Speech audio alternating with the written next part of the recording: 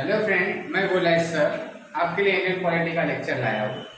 आज अपना जो टॉपिक है वो है फंडामेंटल राइट्स, मतलब मूलभूत अधिकार, जो काफ़ी इम्पोर्टेंट है, सबको सभी ने पढ़ना चाहिए।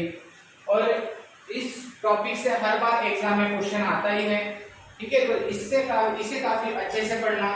इसमें जो होता है भाग 3, ठीक है, पार्ट 3 आता है, जिसमें जो कलम दिए हुए हैं 12 से लेके 35 तक, ठीक है।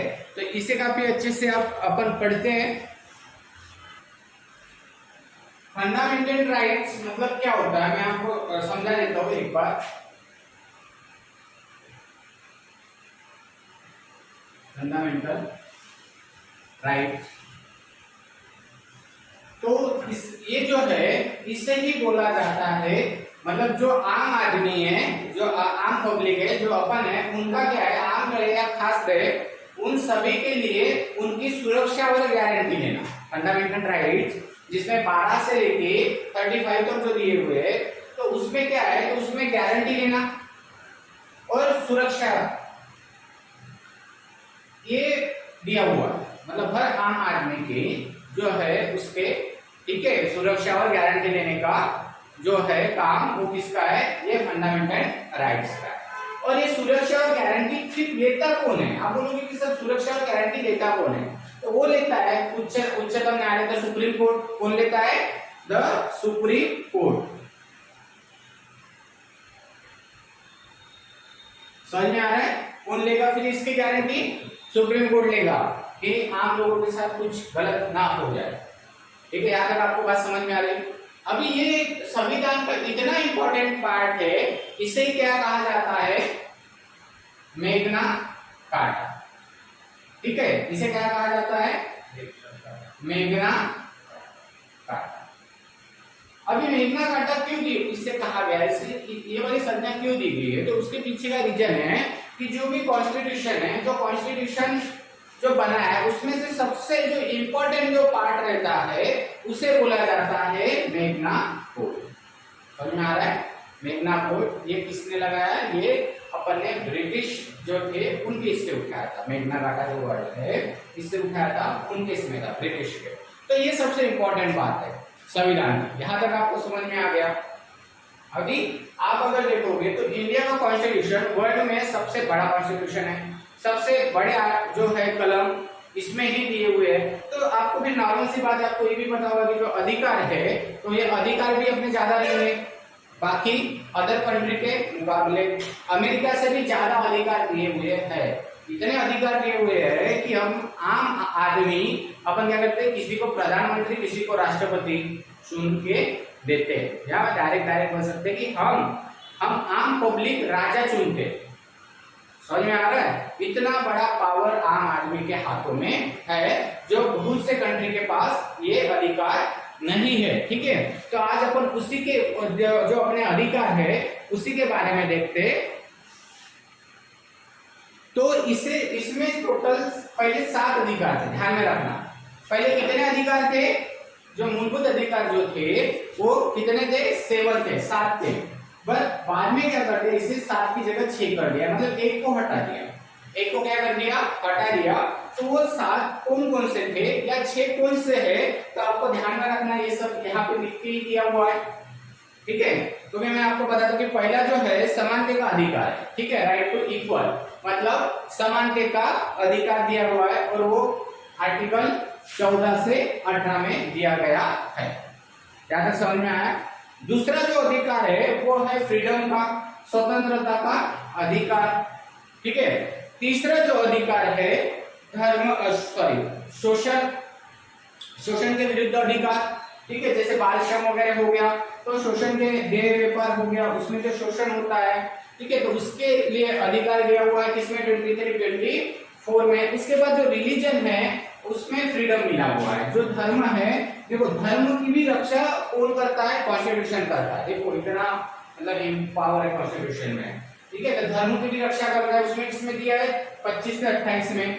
साथ ही साथ जो है और एक दिया हुआ है संस्कृति और शिक्षा, इसका मतलब संस्कृति और शिक्षा, मतलब culture and education and culture. इसकी भी, ठीक है, इसका भी अधिकार कौन देता है, ठीक है, अपना संविधान देता है। उसके बाद और एक इंपॉर्टेंट है प्रॉपर्टी, बहुत इंपॉर्टेंट। कौन सा है? प्रॉपर्टी। तो ये प्रॉपर्टी जो है ना, ये हट गया। देखो कॉन्स्टिट्यूशन में मूलभूत अधिकार, आप इसको, ठीक है, मतलब हटा सकते हो, दूसरे जगह चेंज कर सकते हो, टोटली नहीं हटा सकते, ठीक है। मतलब ये इसमें था, इसे उठा के कहाँ लेके जा सकते हैं आप? दूसरी जगह लेके जा सकते हैं, अमेंडमेंट कर सकते हो, ठीक है। तो इसमें जो है, इसे 1974 में अमेंडमेंट कितना 44 करके, संशोधन 44 करके, यहाँ से 31 जो कलम है, 31 कलम को कहा लेके गए? भाग 21 भाग में 300A में, मतलब जो संपत्ति का आपका जो अधिकार था, जो संपत्ति का अधिकार यहाँ से उठा के 300A से उठा के संपत्ति का अधिकार कहाँ चला गया? अभी 21 पार्ट में 300A में चला गया, ध्यान में रखना। तो इसी कारण ये जो है यहाँ से हटके चला गया, मतलब कितने हैं? 7 है, 7 में से एक चला गया, तो बचे कितने? 6। स्टार्टिंग में 7 थे, अभी 6। और जो 7वां वाला जो दिया हुआ है, या फिर अपन 6वां वाला बोलेंगे, उसमें क्या दिया हुआ है? ठीक है, संवैधानिक उपचार का अधिकार, कॉन्स्टिट्यूशन, इसका, इसके बारे में। तो ये 7 में से 6 बचे हुए हैं अपने फंडामेंटल राइट्स, मूलभूत अधिकार। तो ध्यान में रखना, ठीक है। अभी यहाँ तक आपको समझ में आया होगा। तो अभी अपन देखते हैं कि अपने को क्या क्या अधिकार है, आम लोगों को क्या क्या अधिकार है, और किस कलम के साथ कौन सा अधिकार अपने को मिलता है, उस बारे में देखते हैं। जो फंडामेंटल राइट है, उसमें जो आर्टिकल 12 दिया हुआ है, 12 जो दिया है, उसमें सिर्फ डेफिनेशन दिया है, उसमें सिर्फ व्याख्या दिया हुआ है। समझ में आ रहा है? टोटल जो है पार्ट, मतलब फंडामेंटल राइट पार्ट 3 में आएगा, और आर्टिकल कितना रहेगा? 12 से लेके 35 का, ठीक है। तो फर्स्ट इसमें 12 इसमें क्या दिया हुआ है? तो इसमें डेफिनेशन दिया है, ठीक है। क्या दिया हुआ है? डेफिनेशन दिया हुआ है। और 13 में भी डेफिनेशन ही है कुछ, जैसे मान चलो कि राष्ट्रपति है, राष्ट्रपति मतलब स्थायी और अस्थायी बोलेंगे। स्थायी में कौन आएगा? स्थायी में आएगी संसद, पार्लियामेंट आएगा, स्थायी में आएगी विधानसभा। अस्थायी में कौन आएगा? राष्ट्रपति, राज्यपाल, प्रधानमंत्री, मतलब आज है 5 साल बाद वो नहीं रहेंगे, पर पार्लियामेंट तो वही है, संसद तो वही रहेगी, ठीक है। तो ये हो गया। अभी जो यहाँ से सबसे इंपॉर्टेंट है right to equal, right to equal. तो राइट टू इक्वल में क्या क्या दिया हुआ है? तो जो 14 नंबर का, मतलब जो 14 नंबर का है, उसमें क्या दिया हुआ है? सबको, लॉ जो है विधि का, सबको सेम अधिकार, लॉ, ठीक है, सभी को कैसा? इक्वल अधिकार। ध्यान में रखना, कैसा है? इक्वल अधिकार लॉ का। समझ में आ रहा है? मतलब ऐसा नहीं है कि कोई गरीब है, कोई अमीर है, कोई मान चलो ब्राह्मण है, कोई शूद्र है, ये फर्क, डिफरेंस नहीं देखा जाएगा। सबके लिए, सब पर्सन के लिए समान लॉ। ऐसा नहीं है कि बिहार में कुछ अलग लॉ रहेगा, एमपी में कुछ अलग रहेगा, महाराष्ट्र में कुछ अलग रहेगा, ऐसा कहीं नहीं है, ठीक है। सभी के लिए समान लॉ रहेगा। समझ में आ रहा है? ये किसके अनुसार रहेगा? कलम 14 के अनुसार। कलम जो 15 दिया हुआ है, कलम 15 के अनुसार जो बहिष्कार किया जाता है, किस किस का बहिष्कार किया जाता है? मतलब सॉरी, कलम 15 के अनुसार क्या क्या होता है? जन्म, कहाँ पे आपका जन्म हुआ है, जन्म हो गया, धर्म हो गया, जात हो गया, स्त्री पुरुष हो गया, वंश हो गया, इसमें कहीं पे भी भेदभाव नहीं किया जाएगा। ध्यान में आ रहा है? आपका जन्म कहाँ हो गया, आपका रिलीजन क्या है, ठीक है, ये आपका प्लेस कहाँ पर है, आपकी जाति क्या है, ये सब नहीं देखा जाएगा। समझ में आ रहा है? ऐसा नहीं कि आप एक होटल में गए और आपको अगर कह दिया कि आप शूद्र हो, आपको एंट्री नहीं है, ऐसा कहीं नहीं होगा इंडिया में। समझ में आ रहा है? आप कोई मंदिर में जाते हो तो ऐसा कहीं नहीं होगा। तो जो आर्टिकल में दिया हुआ है, वो आर्टिकल में क्या दिया हुआ है? कलम 15 में दिया गया है कि जन्म, धर्म, वंश, जात, स्त्री पुरुष, इसमें भेदभाव किया जाएगा नहीं। जो कलम जो 16 नंबर है, 16 जो नंबर की कलम है, तो 16 कलम में दिया हुआ है कि सार्वजनिक जगह पे सबको समान संधि। समझ में आ रहा है? सार्वजनिक जगह पे सबको समान संधि। तो अभी सार्वजनिक जगह पे, मतलब आपको पता है गवर्नमेंट की जितनी भी जॉब रहेगी, उसमें सबको अधिकार है। ऐसा नहीं है कि कोई ब्राह्मण है, कोई गरीब है, कोई अमीर है उसको ही मिलेगा, ठीक है, ऐसा कुछ नहीं है। इसमें क्या है, सभी को समान अधिकार है, उसके योग्यता के हिसाब से मिलता है, उसे जो भी रोजगार जो मिलता है उनके जो एबिलिटी है उस हिसाब से मिलता है। फिर वो कोई भी जात रहो, कोई भी धर्म रहो, कोई भी वंश रहो, वो सब देखा नहीं जाएगा। कलम 16 के अनुसार समझ में आ गया। 16 के अनुसार क्या होगा, वहां पे सार्वजनिक जगह पे सभी को समान संधि है। पर इसमें भी कभी कभी होता है कुछ अपवाद अपने को दिखते हैं। उस अपवाद में मैं आपको मतलब एक समझा देता हूँ कि मान चलते कि कई ऐसी सरकार की ऐसी कोई योजना निकलती है, रोजगार योजना ऐसी निकलती है कि आपको जहाँ पे आपका निवास होगा वहीं पे रोजगार मिलेगा। समझ में आ रहा है, जहाँ पे आपका रोजगार होगा वहीं पे निवास होगा, उसी को रोजगार दिया जाएगा जहाँ पे उसका घर होगा, निवास होगा। समझ में आ रहा है। अभी भारत की 30 से 40% आबादी जिनके पास घर ही नहीं, वो रेंट पे रहते हैं, फिर उनके पास तो इश्यू है, ये एक अपवाद है। समझ में आ रहा है। ऐसे कहीं आपको रोजगार गारंटी योजना मिलेगी, ऐसी कुछ योजना कि आपको वहाँ पे निवास चाहिए, निवास के आजू बाजू ही आपको क्या मिलेगी, 10-15 किलोमीटर के अंदर, 2-4 किलोमीटर के अंदर जॉब मिलेगा, मिलता है कभी कभी। तो एक अपवाद है, ये भी आप कॉन्स्टिट्यूशन में वहाँ पे अपना जो लक्ष्मीकांत है उधर किताब है वहां पे लिखा गया है, ठीक है। मतलब अपवाद भी है कई जगह, ऐसा नहीं कि सार्वजनिक जगह, तो ध्यान में रखना। तो सार्वजनिक, क्योंकि अपन क्या है, अपन यूपीएससी वाले स्टूडेंट है ना, तो अपने को दोनों तीनों एंगल से सोचना पड़ता है कि एक ऐसा हो रहा है तो क्यों हो रहा है, ठीक है, इसके पीछे जो अपने समाज के ऊपर क्या प्रभाव पड़ेगा, या ये नहीं होता तो क्या होता। समझ में आ रहा है। तो ये अपने को दोनों चीजें सोचना है, ये सोच के चलना है। तो यहाँ पे जो है तो इक्वेलिटी क्या है, सभी को समान दिया हुआ है, डायरेक्ट अधिकार। पर यहाँ पे कुछ जगह अपने को यहाँ पे अपवाद दिखता है। उसके बाद जो 17 नंबर की जो दिया हुआ है उसमें क्या दिया हुआ है, अस्पृश्यता जो पहले थी आज नहीं है ऐसा, ठीक है।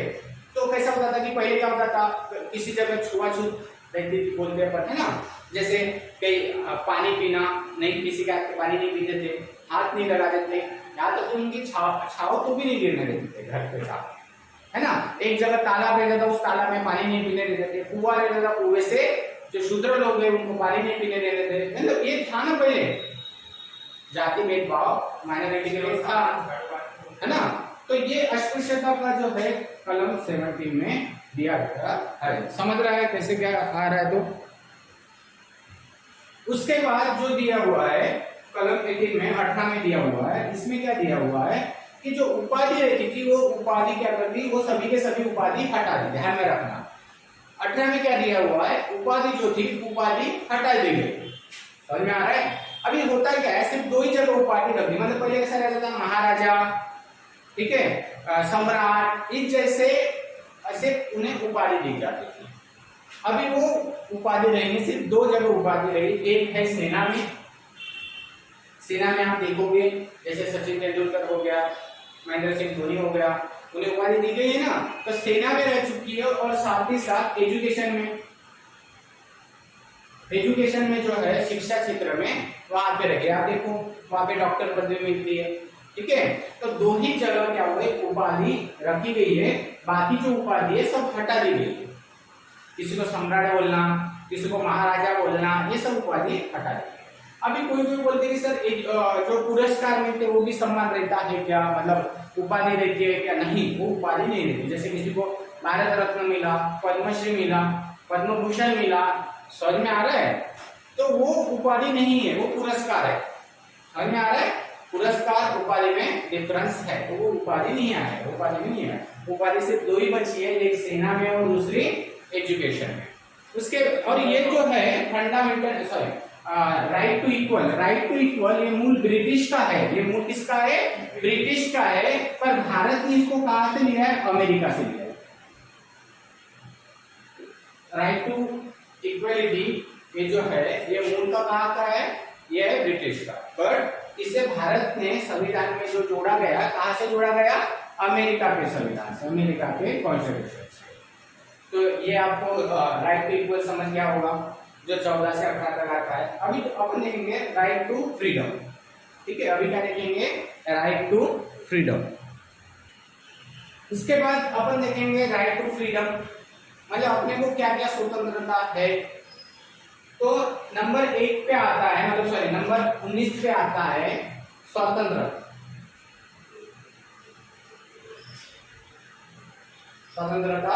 अधिकार।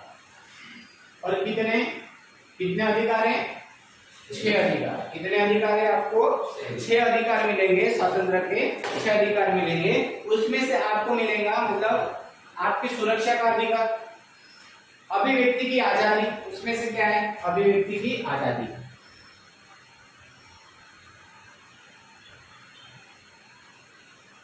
अगर आपको पता होगा, अगर न्यूज वगैरह देखते होंगे तो आपने कई बार ये वर्ड सुना होगा अभिव्यक्ति। तो इसमें आपको बोलने की आजादी है, आपको फ्रीडम है कि आप कहीं पे भी जाके कुछ भी अच्छा बोल सकते हो। समझ में आ रहा है?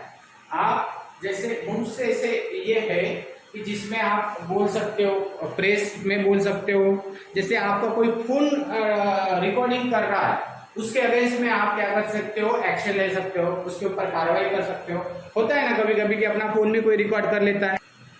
बोलने की भी आजादी है, आप अपने विचार रखने की आजादी है, ठीक है। आप कहीं पे मतलब प्रेस जो है उसकी स्वतंत्रता है, प्रेस कॉन्फ्रेंस जो होती है। साथ ही साथ व्यवसाय जो है, व्यवसाय का आप विज्ञापन कर सकते हो।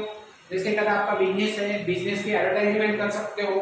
साथ ही साथ जैसे अगर कोई आपका फोन टैपिंग कर रहा है, कोई आपका फोन रिकॉर्डिंग कर रहा है, तो आप उसके अगेंस्ट में आप गुना दाखिल कर सकते हो विदाउट आपके परमिशन। अगर कोई फोन आपका रिकॉर्डिंग कर रहा है तो आजकल बहुत से लोग ये करते हैं। तो कहीं आप अगर कहीं शांति भंग करते हो, ठीक है, तो आपके ऊपर केस लगेगा। तो ये जो है वो अभिव्यक्ति की आजादी में आएगा। आपको बोलने का अधिकार है, पूरे तरीके से अधिकार है, पर आप अच्छी चीजें बोलो, ऐसा ना, ठीक है। तो ये अभिव्यक्ति की आजादी आपको किस में मिलेगी? 19 में मिलेगा।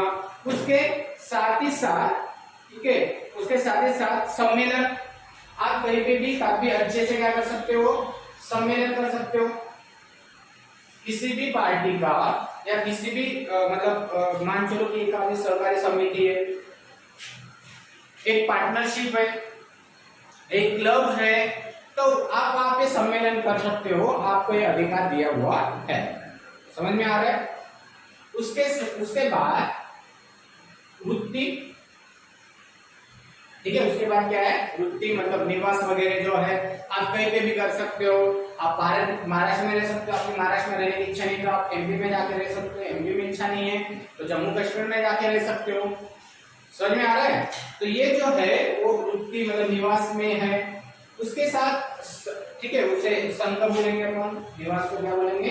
संघ बोलेंगे, वृत्ति बोलेंगे।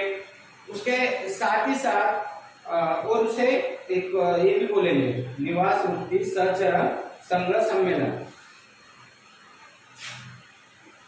सहचरण, ठीक है। और एक छठवा जो बचा हुआ है वो है सुरक्षा, ठीक है। 6 अधिकार में सुरक्षा, अभिव्यक्ति है, सम्मेलन है, संघ है, सहचरण है, निवास है और वृत्ति है। तो ये आपको इतने अधिकार मिले इसमें कलम 19 में। ये आपको 6 अधिकार देता है, स्वतंत्रता का अधिकार, राइट टू फ्रीडम।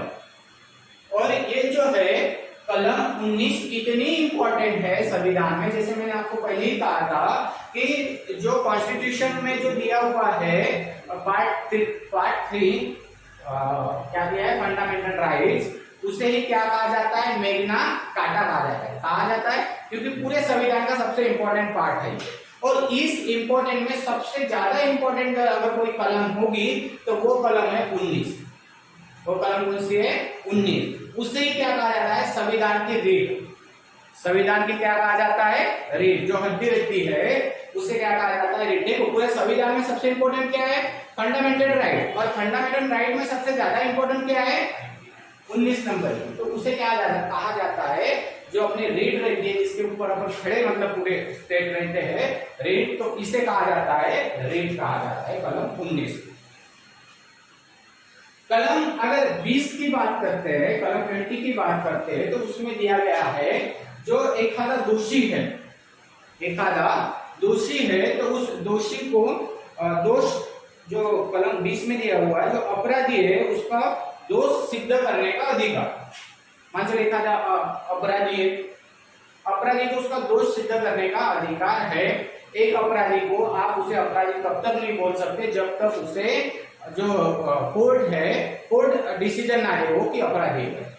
मान चलो किसी को पकड़ लिया, एक आधे पर्सन को पकड़ लिया किसी ने, पुलिस वाले ने, तो आप उसे अपराधी नहीं कह सकते हो जब तक वो कोर्ट में हाजिर नहीं होगा और जज डिसाइड नहीं करेगा कि ये क्या है, क्रिमिनल है, इसके हाथ से गुनाह हुआ है, तब जाके वो अपराधी बनेगा।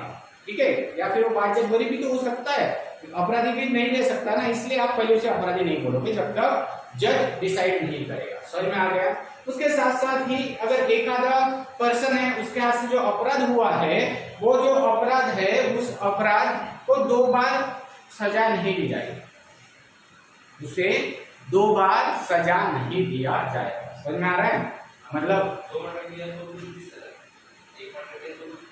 मतलब मान चलो एक आधे ने कुछ सजा की है, तो मान चलो एक आधे ने किसी को प्रॉपर्टी जब्त कर दी, तो उसके अगेंस्ट में एक ये बनेगा, मतलब उसे कोर्ट में पेश किया जाएगा, उसे सजा दी जाएगी, तो उसको एक ही बार सजा देगी। समझ में आ रहा है। उसे एक ही जुर्म के लिए 2 बार सजा नहीं देगी। नहीं, वैसे नहीं, वही जुर्म कई बार नहीं। मतलब देखो, अभी उसने प्रॉपर्टी हड़प ली, कोर्ट ने उसे डिसीजन दे दिया कि डिसीजन करके कि इसको 6 साल 7 साल की सजा, तो वो सिर्फ 7 साल की सजा मिलेगी, उसे फांसी नहीं मिलेगी, इसके अतिरिक्त दूसरा कुछ नहीं होगा, उसकी प्रॉपर्टी नहीं जब्त होगी। समझ में आ रहा है। मतलब हाँ, ऐसा मतलब एक ही का इसके लिए, क्राइम के लिए उसे 2 बार सजा नहीं दी जाएगी। और हाँ, अगर फिर से छूटने के बाद फिर से अगर वो वही काम करता है, किसी जमीन हड़पता है, प्रॉपर्टी हड़पता है, तो फिर उसे सजा होगी। समझ में आ रहा है, फिर उसे सजा होगी। पर उस ड्यूरेशन में, जैसे एक बार प्रॉपर्टी जब्त की, वो डिसीजन जब जज देगा तो वो एक ही बार उसको सजा सुनाएगा, जो ना कि 2 बार। समझ में आ रहा है। अभी मैं आपको एक एग्जांपल देता हूँ कि ये अपना आपको वीरा सावरकर जो है, ठीक है, तो सावरकर जी थे, तो उन्हें 2 बार सजा सुनी, 2 काले पानी की सजा। समझ में आ रहा है। 2 बार काले पानी की सजा सुनाई गई थी, तो एक जुर्म था, 2 बार सुनाई। समझ में आ रहा है। तो ये ऐसा नहीं होना चाहिए, तो इसलिए एक ही बार सजा सुनाते हैं, एक ही जुर्म पे एक ही बार सजा, 2 डबल नहीं। साथ ही साथ जो एक, जैसे मान लो एक अपराधी है और वो अपराधी खुद को कभी भी गवाहीदार, जो बोलते हैं अपन गवाहीदार, खुद को गवाहीदार साबित नहीं कर सकता है। जैसे विटनेस, आप वो जज के सामने मैं नहीं बोल सकता कि मैं खुद विटनेस हूँ, क्योंकि वो खुद चोर है ना, वो कुछ भी खुद ही बोल सकता है, इसलिए खुद को विटनेस नहीं माना जाता है। तो ये कलम 20 में दिया हुआ है। अभी कलम 21 की बात करते हैं, कलम 21 की बात करते हैं। तो जो अपने जो अपन लोग हैं, जीवित जो व्यक्ति है, तो उसकी रक्षा करने का अधिकार। समझ में आ रहा। जो जीवित व्यक्ति है उसे स्वतंत्रता का अधिकार, जो जीवित व्यक्ति है जैसे अपन है, उसका स्वतंत्रता रहने का अधिकार। सीधा सीधा मतलब आप लोग, अगर आपको काफी अच्छे से अधिकार मिला हुआ, रहने का अधिकार, मान सम्मान का अधिकार, कोई भी आपको क्या करेगा, ठीक है, मान सम्मान से करेगा। अगर मान सम्मान से नहीं, आपको गाली गलौज करेगा, तो आप उसे क्या करोगे, कंप्लेंट कर सकते हो उसके अगेंस्ट में, है ना। तो मान सम्मान से रहने का अधिकार है आपको।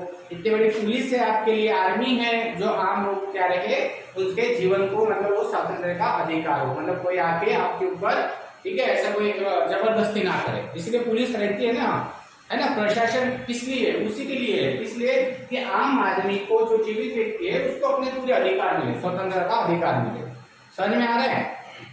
उसके बाद कलम 21 एकदम इंपॉर्टेंट है, जो एग्जाम में बहुत बार आएगी, आ चुकी है। तो जो है 21, right to education, right to education.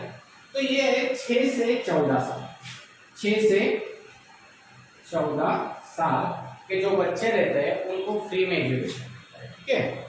6 से 14 साल क्या है, फ्री में एजुकेशन मिलता है गवर्नमेंट की तरफ से सभी बच्चों। 21 है, यहां तक समझ में आ गया। उसके बाद 21(2) है, उसके बाद क्या है, 21(2) है, 22 नहीं लिखा, सॉरी। तो 22 जो है, इसमें टाइपिंग में थोड़ा सा ये हो गया, तो 22 में कलम दिया हुआ है, कुछ दिशाओं में मतलब जो स्पेशल है, स्पेशल क्रिमिनल, उसकी रक्षा करना। स्पेशल जो क्रिमिनल है उसका, ठीक है, उसके विरुद्ध की रक्षा करना। मतलब जो स्पेशल क्रिमिनल है तो उसे गिरफ्तार कर दिया तो उसे अपने कुछ अधिकार है। क्या अधिकार है? जैसे उसे किसी अपने जज से बात, अपना सॉरी वकील से बात करना होगा तो उसे आपको बात करने ही देना पड़ेगा, ठीक है, उसे रोक नहीं सकते, क्योंकि उसने चाहा कि मुझे ये वकील अपने इच्छे से रखना है तो वो वकील रह सकता है। और साथ में अपन मूवी में देखते हैं जैसे हथकड़ी लगाते हैं तो हथकड़ी नहीं लगा सकते, ठीक है। जब हम मूवी में देखते हैं ना कई बार कि हथकड़ी लगाते हैं तो हथकड़ी नहीं लगा सकते, वो गैर कानूनी, दोनों हाथों को हथकड़ी नहीं लगा सकते, ठीक है। और साथ ही साथ जैसे एक जेल है, उस जेल में उसे अकेला नहीं रख सकते आप। उसके जैसे कोई अपराधी है, उस अपराधी को आप एक ही अकेला नहीं रख सकते जेल में, उसे कई लोगों के साथ रखना पड़ेगा, जेल अकेला नहीं रख सकते, ठीक है। वो एकदम कसम जैसा, ठीक है वो। और नॉर्मल केसेस में, जो नॉर्मल केसेस में आपको लोगों को साथ में ही रखना पड़ेगा, मतलब एक नहीं निदान वहाँ पे 5, 6, 10 लोग, 8 लोग, 4 लोग ऐसे समूह चाहिए, उसमें ही रहेगा। अगर वो पर्सन अकेला रहेगा जेल में तो वो क्या होगा, मानसिक परेशानी का, उसे मानसिक परेशानी भी हो सकती है, ठीक है। ये सब देखना पड़ता है। उसके साथ ही साथ जैसे साथ ही साथ उसे अगर लेट फांसी दी जाती है तो उसके अगेंस्ट में वो, ठीक है, केस कर सकता है। हाँ, कि लेट फांसी हुई तो लेट फांसी भी नहीं दे सकते उसे, समझ में आ रहा है आप? वो क्या करेगा फिर लेट फांसी देने, मतलब समझ रहा है ना, तो मरने के बाद क्या ये करेगा, बट लेट फांसी भी नहीं दे सकते हो। तो ऐसे बहुत से ऐसे जो है, जो अधिकार है, जो किसी दिए हुए गिरफ्तार जो लोग रहते हैं उसे ये सब अधिकार दिए जाते हैं। उसे 24 घंटे के अंदर अपने नजदीक के कहीं के भी कोर्ट में उसे पेश करना पड़ता है। जैसे आज उसे पकड़ लिए तो 24 घंटे के अंदर उसे कहाँ भेजना पड़ेगा, नजदीक के कोर्ट में भेजना पड़ेगा। समझ में आ रहा है? 3 महीने से ज्यादा, मतलब 3 महीने से ज्यादा आप उसे हिरासत में नहीं रख सकते, मतलब जो अपन क्या बोलते हैं उसे डायरेक्ट जमानत वगैरह नहीं, क्या वो आपको 3 महीने तक ठीक नहीं दे सकते, उसके बाद तो देना ही पड़ेगा, ठीक है। 24 घंटे के अंदर आपको कहीं जो, हाँ तब बोला जाता है ना लास्ट में, जब बोलता है अगर वो बाइज्जत बरी, मतलब अगर उसने वो क्राइम नहीं किया है तो बाइज्जत बरी वो है, निर्दोष है, ठीक है, बाइज्जत बरी उसे भी कहते हैं। उसके बाद है शोषण का जो अधिकार दिया हुआ है, उसके ऊपर बात करते हैं अपन। तो जो शोषण जो होता है तो वो आर्टिकल जो है वो 23 में दिया जाता है। जैसे बाल श्रम, अगर किसी के ऊपर बाल श्रम हुआ जाता है तो कलम 23 के अनुसार वहां पे उसके ऊपर क्या होगा, 500 रुपए, सॉरी 6 महीने का जुर्माना और 500 रुपए का उसे भरना पड़ेगा। 500 रुपए जुर्माना और 6 महीने का उसे कारावास दिया जाएगा अगर बाल श्रम करते। बाल श्रम मतलब क्या है, मतलब बचपन में अगर मान लो कि एक आधी छोटी लड़की है, उसे देह व्यापार में ढकेल देना, इसमें देह व्यापार सबसे ज्यादा इंपॉर्टेंट आता है। देह व्यापार में मतलब बचपन से उसे ढकेल देना, तो ये सब जो होता है वो कलम 23 में आएगा। यहाँ तक समझा 23। अगर 24 की बात करते हैं तो एक आधी कंपनी रहती है वहां पे, जो एक आधी कंपनी में जो बाल श्रम करते हैं, बाल श्रम, ये श्रम, ठीक है, बाल श्रम यानी जो छोटे बच्चे रहते हैं उनको वहां पे क्या करते हैं, वो वहां पे ड्यूटी पे रखते हैं, कर्मचारी नहीं क्या बना के वो कंपनी में काम करवाते हैं, बाल मजदूरी बोलते हैं उसे, और बाल मजदूरी करते हैं। अगर वो बच्चा 14 साल से कम रहा तो उस कंपनी क्या हो सकती है, उस कंपनी पे, ठीक है, बंद भी हो सकती है कंपनी, ठीक है। तो बाल श्रम नहीं किया जाएगा, बाल मजदूरी नहीं। ये 24 बहुत बार क्वेश्चन आता है कि ये 24 रुपए बाल मजदूरी का, ठीक है। उसके बाद अब देखेंगे right to freedom to religion, काफी इंपॉर्टेंट है, जो फ्रीडम टू रिलीजन, ठीक है। तो जो कॉन्स्टिट्यूशन है ये जो है धर्म की रक्षा करता है, ध्यान रखो। तो ये किसमें कलम दिया है, 25 से लेके 28 तक जो धर्म की रक्षा करता है वो इसमें क्या दिया है, 25 से लेके 28 तक। तो स्टार्टिंग में 25 में क्या दिया हुआ है, तो 25 में दिया गया है जो भी अपना धर्म है, ठीक है, उसकी क्या करना, आचरण करना, आचरण करना, उसकी रक्षा करना। हर एक धर्म है उसकी रक्षा करना, उसका आचरण करना। समझ में आ रहा है? फिर वो चाहे सिख रहे, मुस्लिम रहे, हिंदू रहे, बुद्धिस्ट रहे, जैन रहे, पारसी रहे, या इंडिया के अंदर कोई भी धर्म रहे, या इंडिया के बाहर का भी धर्म अगर इंडिया में कोई आता है तो समझ में आ रहा है, तो उसकी क्या करना, रक्षा करना। ठीक है, ये कलम 25 में दिया गया है। 26 में जो दिया है, हर मतलब जो जितने भी धर्म है उसके कार्यों में स्वतंत्रता रखना। मतलब हो सकता है कोई नमाज पढ़ रहा है तो आप उसे नमाज पढ़ने दे सकते हो, कोई भगवत गीता पढ़ रहा है तो उसे भगवत गीता पढ़ने दे सकते हो। हर किसी को अपना कार्य करने के लिए भगवान का जो अपने धर्म के ऊपर जो कार्य है करने के लिए उन्हें क्या देता है, फ्रीडम देता है। जैसे कहीं अभी आप देखते हो कि बहुत सी जगह क्या सप्ताह बैठता है, काला बैठता है, जुलूस निकलता है ना, तो ये सब है, ये सब फ्रीडम है हर धर्म के लिए, हर धर्म के लिए। तो ये किससे बनता है, 26। 27 दिया हुआ है, 27 में क्या होता है, 27 में टैक्स फ्री, जो टैक्स जो रहता है आपको पता है, मंदिर गए हो, दान दिया है ना, कहीं कभी तो दिया होगा, हर किसी ने दिया है लाइफ में, कभी ना कभी किसी ने 1 रुपया उसको भी दिया है, तो ये जो है इसके ऊपर टैक्स नहीं लगेगा। या फिर वो प्रॉपर्टी है उसके ऊपर टैक्स नहीं लगेगा। समझ में आ रहा है? और मंदिर में इतनी सारी प्रॉपर्टी है, जब आप देखते हो उस पुजारी के बेटी की जब शादी होती है तो पूरा सोना ही सोना बैठा रहता है, और एक किसान रहता है बेचारा जो आज शादी के दिन फटे हुए कपड़े पहनता खुद के लड़की के। ये डिफरेंस है, ठीक है। तो ये मतलब क्या होता है कि जो है यहाँ पे टैक्स नहीं रहता, यहाँ पे कोई पूछने वाला नहीं है। समझ में आ रहा है? यहाँ पे कोई पूछने वाला नहीं है।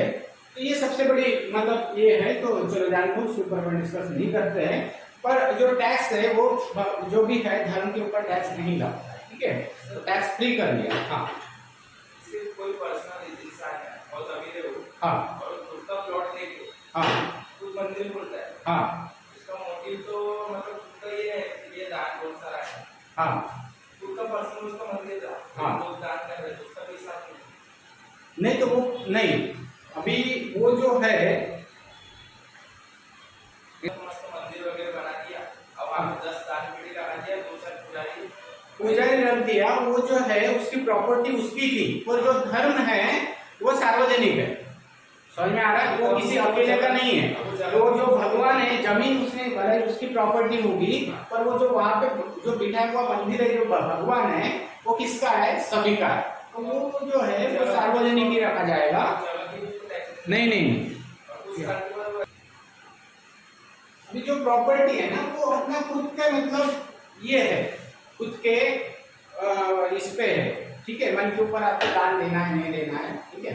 उसके बाद जो कलम 28 जो दी गई है, कलम 28 में दिया गया है कि आप किसी भी रिलीजन मतलब किसी भी धर्म का आप प्रचार नहीं कर सकते, मतलब मान लो सार्वजनिक जगह पे प्रचार नहीं कर सकते। मान लो ये क्लास है अपना, या फिर स्कूल है, कई कॉलेजेस है, तो आपने कभी अपने फ्यूचर में कभी ऐसा देखा नहीं होगा, सॉरी पास्ट में कभी ऐसा देखा नहीं होगा कि आप पढ़ रहे हो और फिर एक जन आ गया और उसने बोल दिया कि हमारा धर्म अच्छा है, हमारे धर्म में आ जाओ, हाँ आपको ये फैसिलिटी मिलेगी, इतना पैसा मिलेगा, गवर्नमेंट जॉब मिलेगा। ऐसा कभी नहीं हुआ है, हुआ क्या आज तक?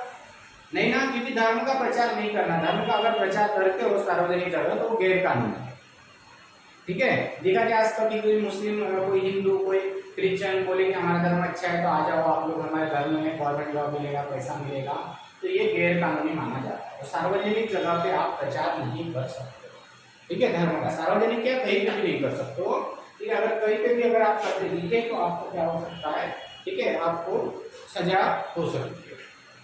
उसके बाद जो है, उसके बाद जो दिया हुआ है कल्चर एंड एजुकेशन। उसके बाद कल्चर एंड एजुकेशन मतलब क्या होता है कि आपकी जो संस्कृति है, आपकी जो संस्कृति है उसे बचा के रखना, उसकी सुरक्षा करना। 29 में क्या दिया हुआ है, जो भी आपकी संस्कृति है उसे क्या करना, उसे बचा के रखना। जैसे मान लो कि अपनी मराठी लैंग्वेज है तो आप इसे क्या कर सकते हो, बचा के रखना। संस्कृत लैंग्वेज है, धीरे धीरे कम होते जा रही है, तो उसे बचा के रखना, ठीक है। साथ ही साथ आपका जो जैसे लुगड़े वाला पैटर्न है, साड़ी है, हाथ में मेहंदी है, जैसे कहीं बोलना है, तो ये बहुत से ऐसे ये है, तो उससे क्या है कि वो अपने क्या है संस्कृति जो है, तो उसे कथकली हो गई है ना, वो मुनि भट्ट हो गया, तो इसकी संस्कृति को आप जतन करना सीखो, ठीक है। और साथ ही साथ 31 में दिया गया है कि जो संस्कृति है अपनी, उस संस्कृति को आप सार्वजनिक जगह पे प्रचार भी कर सकते हो। देखो, धर्म का प्रचार नहीं कर सकते हो, पर संस्कृति का प्रचार कर सकते हो। अगर मान चलो कोई सिंगर है, वो अपनी खुद की क्लासेस ओपन कर सकता है। किसी का मुनि भट्ट है, कथकली से डांस आता है ना, तो वो अपनी अलग से सार्वजनिक जगह पे क्लासेस चालू कर सकता है। किसी को मेहंदी है, मेहंदी अगर निकालना आता है, किसी को साड़ी डिजाइन करना है, अपनी संस्कृति के नहीं किया, तो ये जो है सार्वजनिक जगह पे प्रचार कर सकते हैं, पर धर्म का प्रचार नहीं कर सकते। यहाँ तक आपको समझ में आ गया। कलम जो 31 है, जो आपको पता है मूलभूत अधिकार जो 7 थे, उसमें अभी कितने रह गए, 6 रह गए। तो जो कलम 31 है वो निरस्त कर दी गई, उसे डिलीट, मतलब उसे क्या किया है, उसे संशोधन कर दिया गया, अमेंडमेंट कर दिया गया है। जो कलम 31 जो है, कलम 31 क्या था, संपत्ति का अधिकार था, तो वो संपत्ति का अधिकार कहाँ लेके गए, 21 में लेके गए। कहाँ लेके गए, 21 में लेके गए, वहां पे 21 पार्ट में लेके गए, 300A में लेके गए। जैसे आपकी जो प्रॉपर्टी है, आपका वो कानूनी अधिकार है, आपकी प्रॉपर्टी है, तो बट वो 31 से उठा के 300A में लेके चले गए। हाँ 31 निरस्त कर दिया उसे, उसके जगह उसकी जो यहाँ, जैसे मान लो आप यहाँ पे रहते हो, नागपुर में रहते हो, आप इच्छा होगी वर्धा में जाना, तो वर्धा में जा सकते हो, पर है तो भारत में ही, सही में आ रहे हैं, तो है तो कॉन्स्टिट्यूशन में ही, यहाँ से हटा के उधर जाकर दे गए, पर संपत्ति का अधिकार। उसके बाद कलम 22 है, उसे दिया गया है, 22 जो आता है, 22 जो आता है लास्ट वाला जो है, वो किसमें आएगा, आपको पता है, संवैधानिक उपचार वो अधिकार, ठीक है, कॉन्स्टिट्यूशन। तो ध्यान में रखना 32 रीट का अधिकार, 32 क्या है, रीट्स का अधिकार दिया हुआ है। पर अभी देखो रीट्स 2 टाइप के रहते हैं, रीट टाइप के रहते हैं, एक रहेगा केंद्र का और एक रहेगा राज्य का, ठीक है। तो जो केंद्र का रीट रहेगा वो 32 के अनुसार लगेगा, और ये जो है ना, ये संविधान की आत्मा कहा जाता है, इसे क्या कहा जाता है, कॉन्स्टिट्यूशन की, ठीक है, संविधान के क्या कहा जाता है, आत्मा। जैसे 19 क्या है, रीड है, वैसे क्या है, आत्मा है। तो ये और एक क्वेश्चन बनता है कि बाबा साहेब अम्बेडकर की फेवरेट कलम कौन सी 32 है। तो जो रीट है, तो ये सुप्रीम कोर्ट के लिए लागू है, 32 केंद्र के लिए। और राज्य के लिए कौन सा रीट लागू होता है, तो कौन सी कलम लागू होती है रीट के लिए, 226। ध्यान रखना।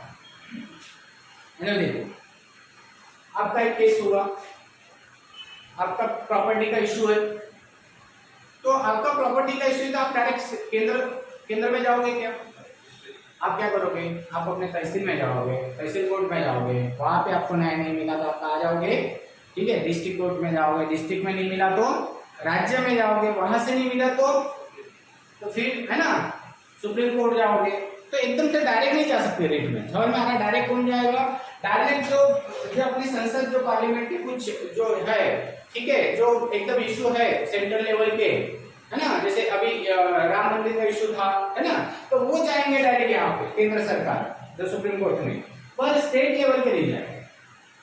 देखो मैं आपको बताता हूँ कि राम मंदिर पे क्वेश्चन इस बार आ सकता है, उसको जो निर्णय लिया था, ठीक है, जो अपने न्यायाधीश थे रंजन गोगोई ने, तो उन्होंने जो दिया था, तो वहां से क्वेश्चन आ सकता है, मल्टी क्वेश्चन। तो उससे जो आप जैसे मैगजीन जो लेते हो, सबसे बेस्ट जो है विजन की है, आप बाकी जो है उनको ना पढ़े, तो सबसे बढ़िया आता है विजन का मैगजीन, तो वो पढ़ लो। तो वहाँ पे अगर कोई दिया होगा टॉपिक, तो वो अच्छे से ही पढ़ लेना, ठीक है, अच्छे से ही पढ़ लेना। तो वहाँ पे आपको वहाँ का हिंदू जो है राम मंदिर के बारे में मिल जाएगा, मल्टी क्वेश्चन वहाँ से बन सकता है।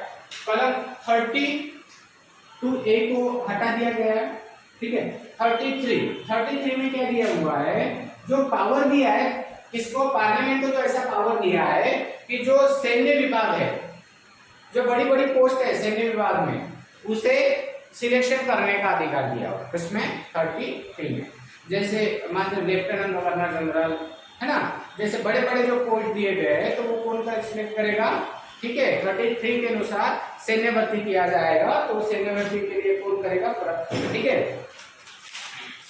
कौन करेगा, पार्लियामेंट करेंगे।